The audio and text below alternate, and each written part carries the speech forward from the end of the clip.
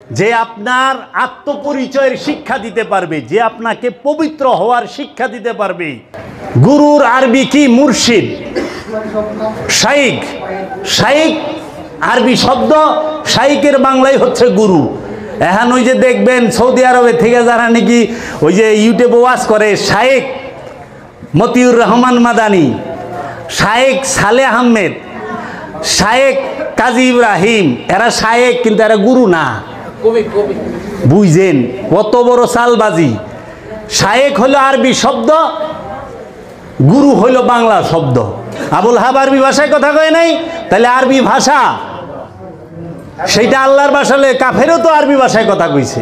আরে ভাষা হইল জাতের, একটা দেশের ভৌগোলিক সীমা একটা জাতির হয়। এর জন্য আল্লাহ বলছেন যে আমি এই কোরআনকে আরবিতে নাজিল করলাম আরব এবং আরবের চতুর্পাশের মানুষের জন্য, যেন তারা সহজে বুঝতে পারে। এই কোরআনকে সহজ করিয়া নাজিল করছে। তো এর জন্য পাকিস্তানের হিন্দুরা হিন্দি উর্দু কয়, পাকিস্তান সৌদি আরবের কাফেরেরা আরবি কয়, তাহলে ওরা তো স্বর্গে যাইব, আরবিতে কথা কয়। আরবিতে বকা দিলে গুনাহ আছে? আরবি পড়লেই সোয়াব। তাহলে বাল্লি ড্যান্সের ওই যে গান শুনবেন খালি, কেবল আমি তো আরবি গান শুনি, এটার কোনো গুনাহ নাই, গান তো আরবি। আর এই ধোকা কতদিন দিবেন মানুষরে? মানুষ এখন পড়াশোনা করে, ওই গণ্ড মূর্খের জমানা এখন নাই। একটা ছোট বাচ্চাও তার বিবেক বুদ্ধি আছে। আমরা আরবে থাকছি, জেলখানার মধ্যে সুরেরা দিহি পাঞ্জাবি বিন্দার পাগড়ি বিন্দা খাড়া হয়েছে। হরি কি সুর, খুনি, সন্ত্রাসী, ও পাঞ্জাবি বিন্দা খাড়া রয়েছে, ইমাম সাহেব পাঞ্জাবি পাগড়ি বিন্দা আটবার লইছে, পুলিশও পাঞ্জাবি পাগড়ি বিন্দা আটে। পাঞ্জাবি পাগড়ি এটা কি ইয়ের চরিত্রের কোনো সার্টিফিকেট? পাঞ্জাবি তো আমাদের দেশে সুদখুরও করে। এই এলাকায় যারা সুদখুর আছে নাম্বার 1, হেরা কি পাঞ্জাবি পিনবে না? হ্যাঁ চাপাই কি দাড়ি নাই? দাড়ি কি মুসলমানের সাইনবোর্ড? দাড়ি যদি মুসলমানের সাইনবোর্ড হতে, মেসি কত সুন্দর করে দাড়ি রাখছে, তাহলে মেসি পাক্কা মুসলমান? মেসিরে কে না চিনে? কেউ রসুলের স্টাইলে দাড়ি রাখে না, কেরালা হিরুর স্টাইলে রাখে। আমার মেসির মতো দাড়ি কেটে দিই, আশ্চর্যের বিষয়। তাই কি মেসিরে আর ওই কেরালা হিরু গো সবাই রেখবেন পাক্কা মুসলমান? আপনি জ্ঞানের আলোচনা করেন, যুক্তিগত কথা বলেন, কে কি পিনবো, কে কি রাখবো, কে দাড়ি রাখবো, কে দাড়ি সাজবো, এটা হলো যার যার ব্যক্তিগত ব্যাপার, তার ব্যক্তিগত ব্যাপার। কে কোন পোশাক পরবো? আল্লাহ কি কোথাও কইছে যে পাঞ্জাবি পিনলে নামাজের সব বেশি হইব, নামাজ পড়ব, তোমরা পাঞ্জাবি ছাড়া নামাজ পড়বা না? কোনখানে আছে? আল্লাহ বলছে তুমি পবিত্র হৃদয়ে, পবিত্র অন্তঃকরণে সালাত করো। সালাতের শর্ত হইল পবিত্র অন্তঃকরণ। পোশাক এটা হইল পরের স্টেজ, মেজাজি। যার পোশাক নাই তার কি সালাত বা না? তাহলে এগুলার থেকে আমাকে বাইরেই তৈব যে জল কইলে হিন্দু আর পানি কইলে মুসলমান, আর ময়া যদি কনতে তো আপনি জান্নাতি হয়ে যাবেন। ইহিনা কইেন না, আঙ্গুর হিন্দুও খায়। আর আপনার একটা কথা কই, মুসলমান রাষ্ট্রে আঙ্গুর জন্মায়নি, সেইটা একটু দেখেন। আঙ্গুর স্বর্গের ফল, কিন্তু ওই ইউরোপে। স্বর্গের ফল দিয়ে ইউরোপে হয়। ঘটনা কি? আমাকে মুসলমান 90% মুসলমানের দেশ, 100% সুর। এই দেশে হয় না আঙ্গুর। আবার কাঁঠাল জান্নাতি ফল না, কি আশ্চর্যের ব্যাপার। চিন্তা করেন, কাঁঠাল করলে জান্নাতি ফল না, খেজুর জান্নাতি ফল। আর আমরা যদি কই জাম্বুরা জান্নাতে খাওয়াইব, কি কন আপনি? না, জান্নাতে। কারণ কি? মহানবী আরবে ছিল, আরবের চতুর্পাশে ওই সময় ফল হিসেবে খেজুর হয়, জৈতুন হয়, ডুমুর হয়, তা আপেল হয়, আঙ্গুর হয়। এই জন্য এইগুলার কথা কোরআনে আছে যে জান্নাতে তুমি এই ফলগুলা খাইবা, কারণ ওইটা ওই ভৌগোলিক সীমানায় এই ফলগুলা হয়। কিন্তু তালের কথা, বেলের কথা, কাঠলের কথা, আমের কথা, গেন্ডারির কথা, জাম্বুরার কথা, আমরার কথা কিচ্ছু নাই। আমলকির কথা আছে যে স্বর্গে কিনে খাওয়াইব? তাহলে খাওয়া বাদ দেন, মুসলমানি ফলই না। এগুলো হলো নফরত, হিংসা শিখায় আমাদের। গায়ে রেদিয়া দিছেন হিন্দু গো বাটে, আর বকরি লয়ে লইছেন মুসলমানের বাটে। এর লেগে কয় পাকিস্তানিরা কয় যে বকরা কা ঈদ বাদ যাएंगे घर पे, মানে বকরির ঈদ মানে কুরবানির ঈদ, ওরা কুরবানির ঈদ কয় না, বকরা কি ঈদ বাদ। আরে বকরির আবার ঈদ হইল কবে? ঈদ হইল কুরবানিওয়ালার, বকরি তো ঈদ নাই। মানুষ কুরবানি করে বকরি, কারণ ঈদই বানায় হেলাইছে বকরির। আবার গাই হয়ে গেছে হিন্দু, বকরি হয়ে গেছে মুসলমান। আরবিয়ানরা গায়েও জব করে না, বকরিও জব, বকরি জব করে, উটটা বেশি করে, দুম্বাটা বেশি করে।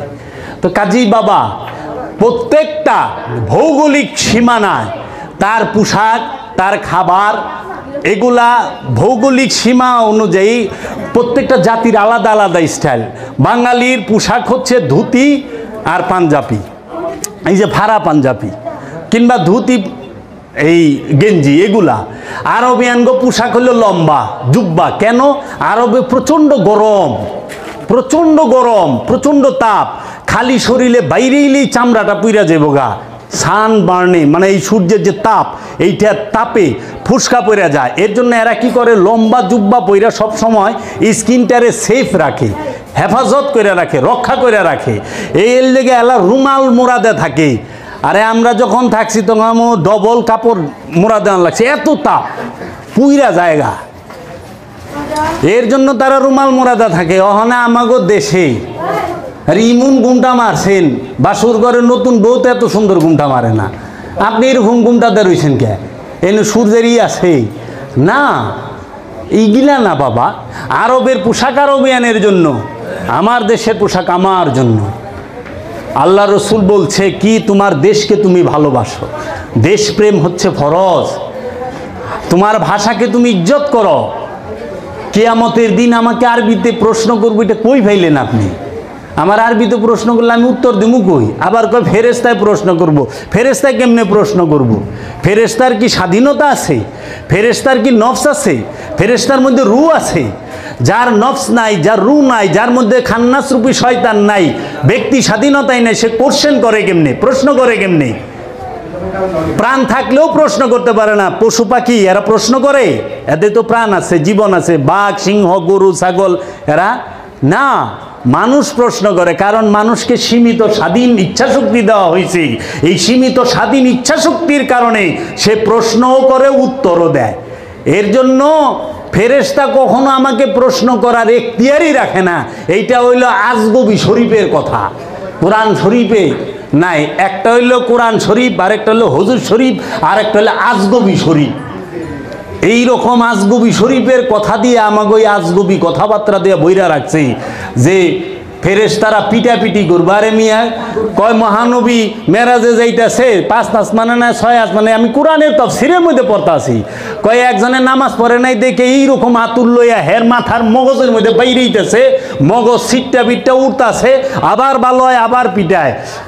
তখন ওইখানে জিজ্ঞেস করলাম, আরে মহানবী তখন তুই মেরাজে যাইতেছে, 27.5 বছর থাকবো, তারপরে নামাজ আনবো, তারপরে নামাজ কাজা করলে মরণের পরে সে শাস্তি হইব, নামাজ ইয়া হে নাই, পিটাই পিটি চালু।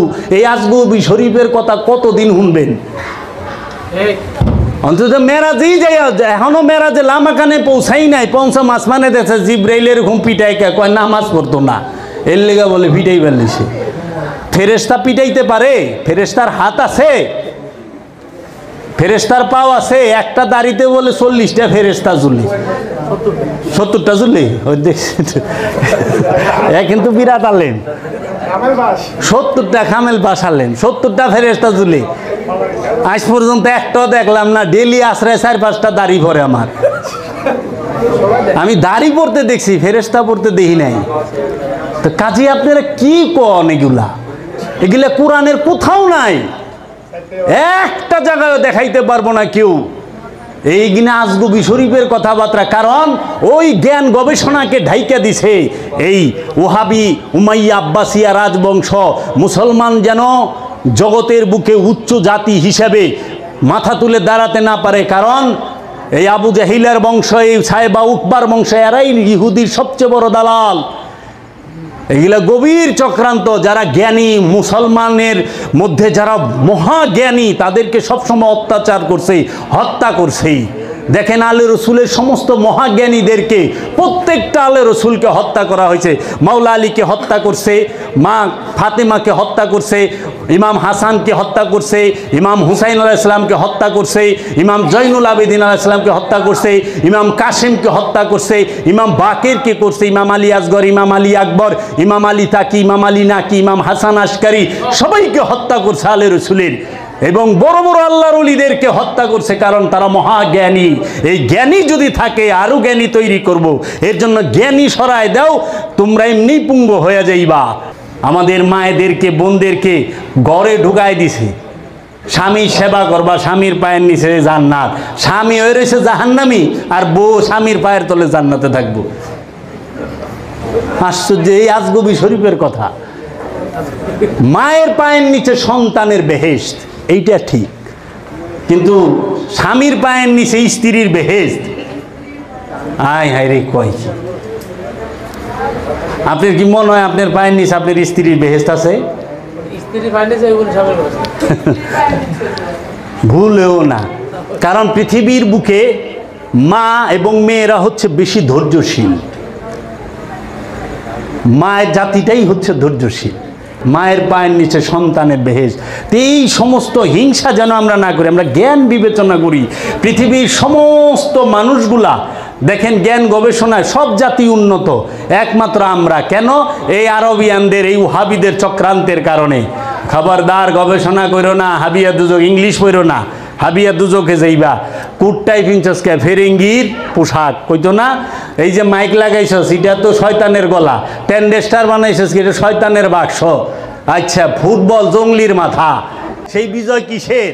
আমিত্বের উপরে নফস বিজয় লাভ করছে। আমিত্বের উপরে নফস যখন বিজয় লাভ করে তখন সে হয় বিজয়ী। এর জন্য বলছে নিশ্চয় মুমিনরা বিজয়ী, আমানু বিজয়ী। এটা গুলো কয় নাই, কারণ মুমিনে নফসের উপরে, সে খান্নাসের উপরে বিজয় লাভ করছে। খান্নাসের কুমন্ত্রণা থেকে সে বিজয়ী হয়েছে, কুমন্ত্রণায় কাজ হয় না, সে বিজয়ী। এর জন্য বলে কি জয় গুরু, জয়ের আরবি হইল ফাতা, গুরু, গুরুর আরবি হইল শাইখ, ফাতা আল শাইখ। আল মানে একমাত্র, ফাথা মানে বিজয়, শাইখ মানে গুরু, একমাত্র বিজয় গুরুর। ঠিকই তো, ওই যে বললাম কি মুমিন বিজয়ী। কার উপরে বিজয়ী?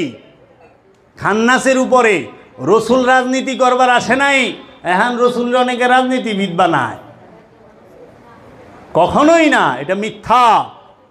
কারণ রসুল হচ্ছে সমস্ত আলমের জন্য, কোনো দেশের লিগে রসুল না যে এইটা বাংলাদেশের লিগে না। মহানবী কুলকাইয়ানাতের রসুল, তো মহানবী কিভাবে মদিনার মক্কার রাজনীতি করবার যাইতে? জিজ্ঞেসি পার্টির নাম কি? পার্টির নাম কি? আপনি এত বড় আলেম, মার্কা লইলেন বট গাছ, তখন শিরিক বেদাত হইল না। বট গাছ তো হিন্দু গো বানায় দেয়। বট গাছ কি হিন্দুর গাছ? বট গাছ হইলে আল্লাহর গাছ, আল্লাহ সৃষ্টি করছে। একটা মানুষ সারা জীবন তপস্যা করলে একটা গাছ পয়দা করা পারবো? বট গাছ বানায় দিয়েছেন হিন্দু। আশ্চর্যের বিষয়। এইগুলার থেকে আপনারা বাইর হন, জ্ঞান দিয়ে বিবেচনা করেন। যে গরু খাইলে মুসলমান হয়ে যাইবেন, আর কাউঠা খাইলে হিন্দু হয়ে যাইবেন। আরে আরবিয়ানরা সবচেয়ে বেশি কাউঠা খায়। এই যে শীতের সিজন আইতেছে না, চিংড়ি মাছ, কাঁকড়া, ঝিনুক, কাসিম ঠেইলা খাইব। নিজ চোখে দেখেছে, দুই চোখ দেয়া বাজারে, অগভীরে খারিক সামনে যাওয়া যায় না। আর আপনারা তো মাকরু না জায়েজ হারাম কই অস্থির কই ভাইলে নাকি না? কন আপনার পছন্দ না, আপনি খায়েন না। হারাম তাকে বলে যেটা আল্লাহ এবং আল্লাহর রসুল নিষেধ করে, তাকে বলা হয় হারাম। হারাম মানে নিষিদ্ধ। হারাম করতে পারে একমাত্র রব্বুল আলামিন এবং রবের রসুলে, আল্লাহর রসুলে। আল্লাহর রসুল এবং আল্লাহ যেটাকে নিষেধ করছে সেইটা হারাম। কোনো মৌলবী নিষেধ করলে হারাম হয় না, ওইটা হইল অপছন্দ, যেটা আমার পছন্দ না। হালাল হারাম এটি আগে বুঝতে হইব। পছন্দ অপছন্দ, না পাক আর অপরিষ্কার দুইটা এক না। পাক আর পরিষ্কার এইটাও এক না, পবিত্র আর পরিষ্কার এক না। তো এইগুলাকে বুঝেন, সময় হয়ে গেছে অলরেডি, এখন মানুষ বুঝতে শিখছে। অহনে আগের দিনের কাম কথা কইলে হইব না যে এক উঠে এক কমলা লইছে হুইয়া পড়ছে, এই আজগবি শরীফের গপ্প শেষ, এই নেতা কাম হইব না। তো কাজেই আপনারা অবশ্যই একজন উলিয়ে কামেলের মুরিদ হবেন। কোন অলি? যে আপনাকে নফসকে চেনার শিক্ষা দিতে পারবে, যে আপনার আত্মপরিচয়ের শিক্ষা দিতে পারবে, যে আপনাকে পবিত্র হওয়ার শিক্ষা দিতে পারবে। গুরুর আরবি কি? মুর্শিদ, শাইখ। শাইখ আরবি শব্দ, শাইখের বাংলায় হচ্ছে গুরু। এখন ওই যে দেখবেন সৌদি আরবে থেকে যারা নাকি ওই যে ইউটিউবে ওয়াজ করে, শাইখ মতিউর রহমান মাদানী, শাইখ সালেহ আহমেদ, শাইখ কাজী ইব্রাহিম, এরা শাইখ কিন্তু এরা গুরু না। বুঝছেন কত বড় চালবাজি?